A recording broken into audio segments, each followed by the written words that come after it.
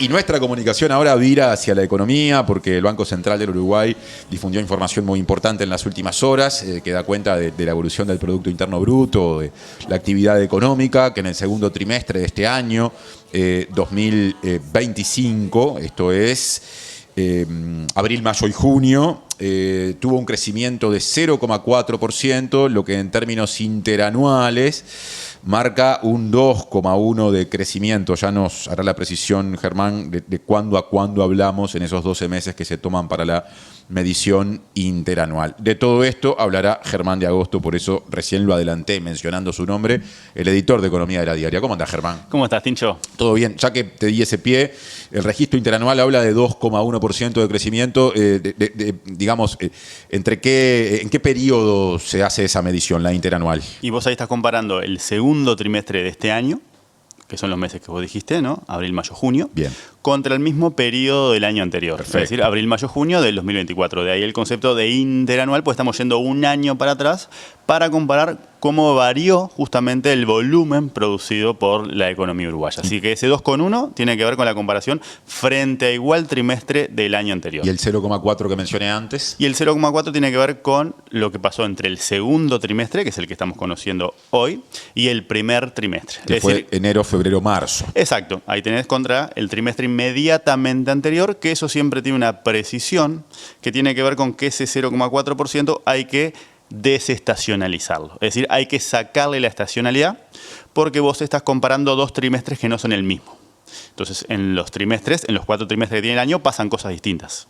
¿Sí? El último trimestre es un trimestre, por ejemplo, de aguinaldos o con más turismo. ¿Sí? Después también tiene que ver con los tiempos del agro, ¿sí? Con distintas cosas que hacen que los trimestres no sean comparables entre ellos. Entonces, cuando comparas el segundo con el primero, tenés que considerar esa estacionalidad. Cuando comparas anualmente, no, porque justamente estaríamos comparando el mismo periodo con las mismas cosas que suelen suceder en todos los años. O sea que uno podría concluir que a los efectos de aproximarse a, no sé si está bien dicho así, la salud de la economía, si las cosas van mejor o peor, es más válido el registro interanual que la comparación entre un trimestre y el anterior. Sí, en general se utiliza más y se habla del crecimiento interanual, pero las dos te dan información porque la comparación trimestral te da la marcha más reciente, si querés, porque hace un año pasaron bastantes cosas.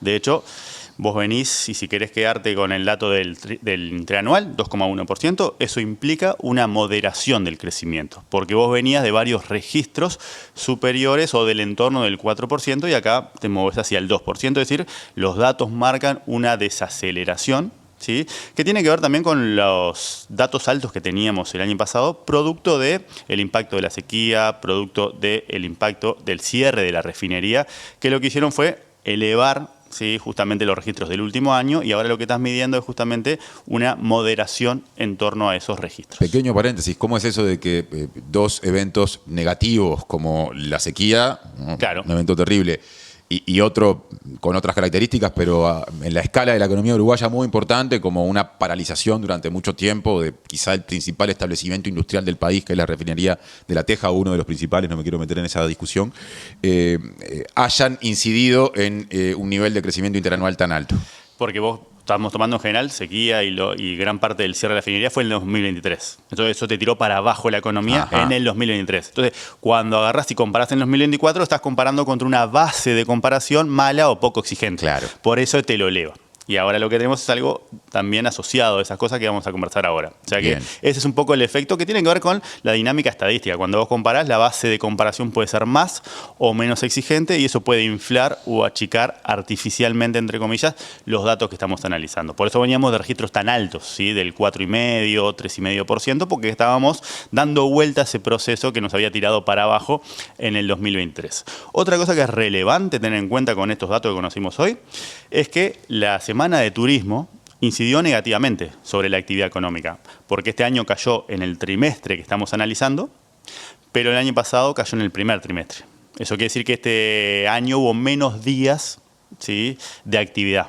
¿Se entiende un poquito eso? Se entiende, pero ahí me pregunto si lo que genera el turismo, que también genera actividad También en determinados hay rubros, cosas que no te compensan, compensa. pero en general te afectan negativamente. Ajá. Uno de los sectores donde lo ves con más intensidad es el de la educación, por ejemplo. Tenés menos días de educación. O sea, los feriados no le hacen bien al PBI, eso nos estás planteando. ¿Se puede sacar esa conclusión? Bueno, si querés... Bueno, Estás y ahí, atajando ahí, me parece. y bueno, porque naturalmente, del punto de vista de todo lo que te da un feriado, del punto de vista del balance de la vida y otro montón de cosas positivas, acá lo estamos comparando No. fríamente con datos A económicos. mí me hacen bien, pero digo, al PBI pregunto yo. Por eso no quiero pecar de economicista, pero sí, naturalmente, si vos tenés menos días hábiles de trabajo, naturalmente eso se va a reflejar en una actividad mermada, si querés, pero por suerte nos permite compensar todo lo que no nos permite hacer el trabajo y por tanto nos llenas de otra perspectiva y por tanto no es una comparación justa, pero esa será discusión para otro fogón porque tiene que ver con justamente todas las cosas que son valorables y que no están recogidas dentro del PIB. Y eso es una discusión sumamente interesante. Todas las limitantes metodológicas que tiene este indicador que hace 80 años que utilizamos los economistas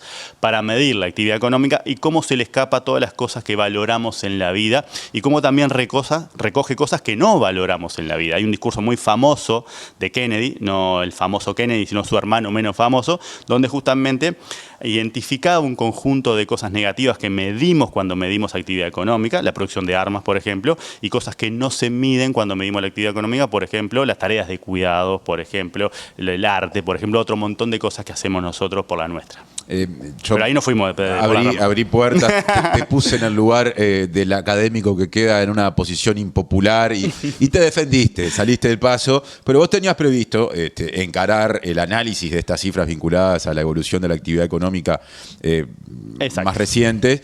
Tenías previsto hacerlo en función de tres conceptos, o por lo menos tres enfoques, uno vinculado a la demanda, otro vinculado a la oferta y otro a la distribución funcional del ingreso.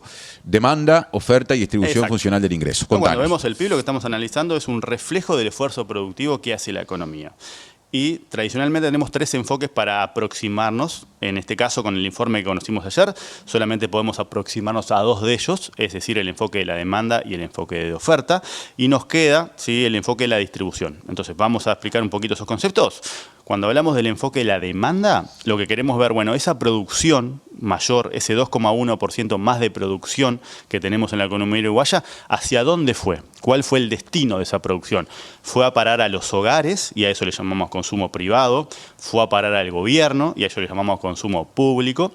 ¿Fue a parar a las empresas y a eso le llamamos inversión? ¿O fue a parar al resto del mundo y a eso le llamamos exportaciones? Entonces, un primer enfoque lo que nos permite es analizar la evolución de la actividad desde el punto de vista de la demanda, de hacia dónde va esa mayor actividad. Y acá lo que destaca es el caso del consumo privado. Es decir, las familias consumieron más de lo que habían consumido en el mismo trimestre anterior y eso naturalmente fue el principal impulsor que tuvo este dato de actividad. Consumimos, según el informe del Banco Central, más combustible, más actividades recreativas, más comidas afuera, ¿sí?, más bienes importados, asociado también a la debilidad del dólar, y eso lo que hace es, nos impulsó por la vía del consumo privado. En el caso del consumo público, lo que tenemos es una retracción en la medición que está asociada a lo que estamos conversando. Hubo menos días de educación por la semana de turismo, la semana de Pascuas, y eso se refleja en una menor actividad de ese sector, de ese componente puntual. Entonces, la demanda nos permite aproximarnos al destino de esa mayor producción. ¿Y la oferta?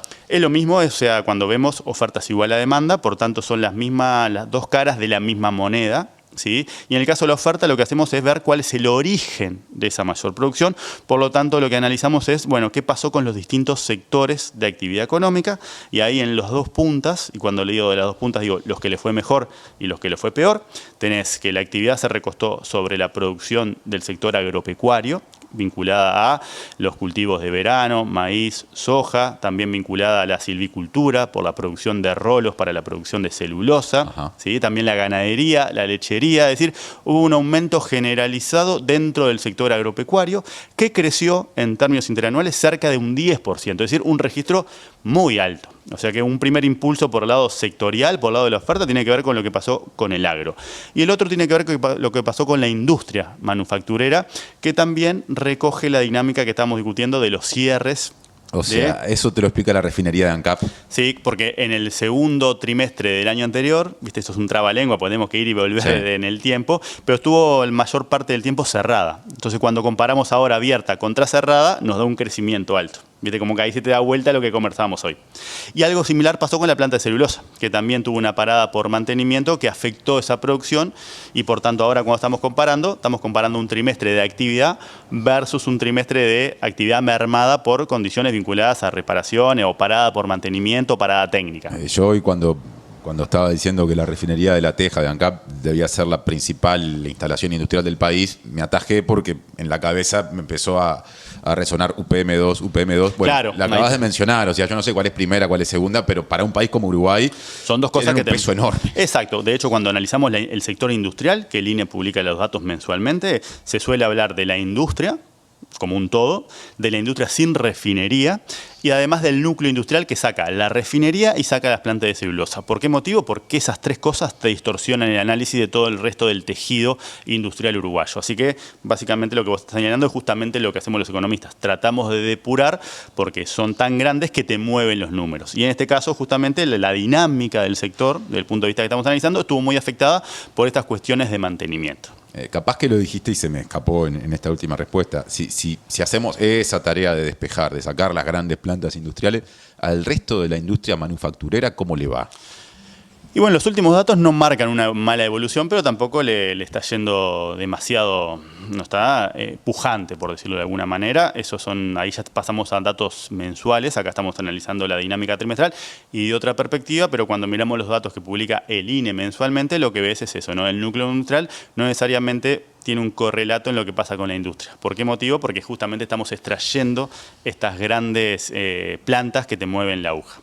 Tu enfoque se estructura en tres elementos. De la demanda ya hablaste, de la oferta también. Y nos queda abordar la distribución funcional del ingreso. Ese es el otro que no tenemos datos. O sea, el informe que conocimos ayer, que es el que conocemos cada 3 meses, nos permite aproximarnos al lado de la oferta y al lado de la demanda. El otro, que es sumamente relevante, porque lo es desde el punto de vista de la distribución del ingreso, no surge de los datos que conocimos, pero es importante tener en cuenta que un tercer enfoque sobre el cual interpretamos la marcha de la actividad económica tiene que ver con entender, ¿sí?, cuál es el ingreso asociado a los distintos factores de producción que se utilizan para generar ese esfuerzo productivo. Entonces, cuando hablamos de masa salarial, que es un concepto que hemos abordado en numerosas ocasiones, en particular en la discusión salarial, lo que estamos hablando es de la proporción del crecimiento que le corresponde al factor trabajo. Hay otra proporción del crecimiento que le corresponde al factor capital.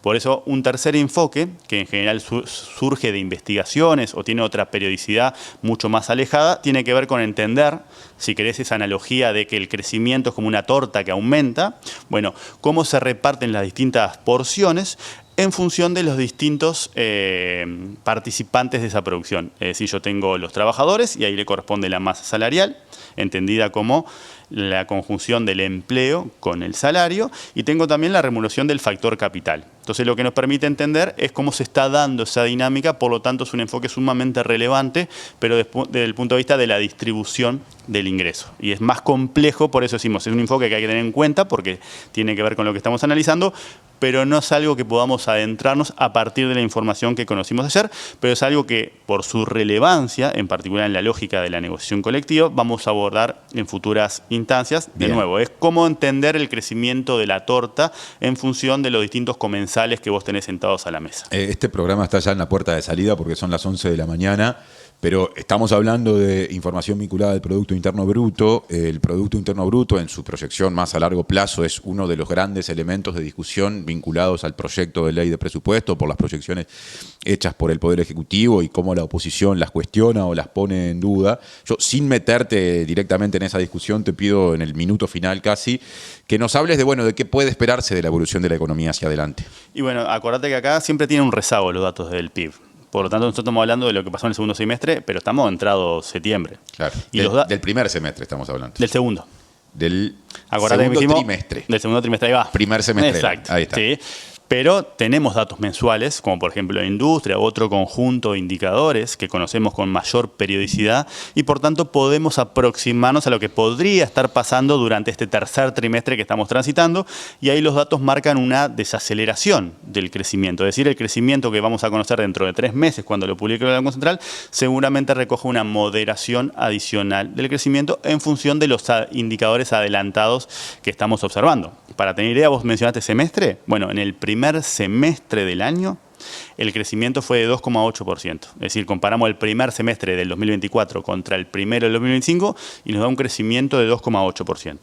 Pensá que en el presupuesto para este año hay metida una proyección de 2,6%. Pero estamos diciendo que los datos que tenemos de lo que está pasando en la segunda mitad del año están marcando una desaceleración, por lo cual luce desafiante alcanzar esa proyección que hoy está contenida en el presupuesto, por lo menos para este año.